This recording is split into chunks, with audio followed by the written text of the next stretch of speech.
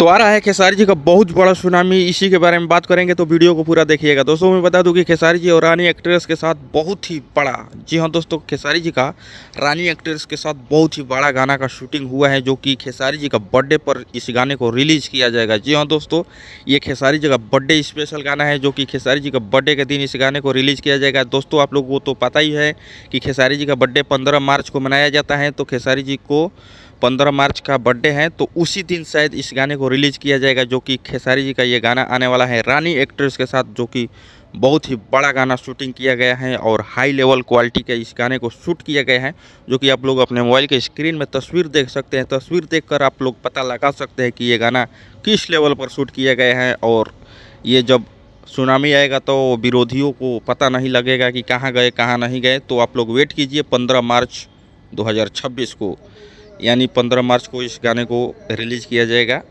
Khesari music world से। जी हाँ दोस्तों, इस गाने को खेसारी म्यूजिक वर्ल्ड से रिलीज़ किया जा सकता है, जो कि रानी एक्ट्रेस के साथ शूटिंग किया गया है। तो आप लोगों को ये तस्वीर कैसा लगा और आप लोगों की अपडेट कैसा लगा, कमेंट करके बताइएगा। मिलते हैं किसी नेक्स्ट वीडियो में, तब तक के लिए बाय दोस्तों, लव यू ऑल।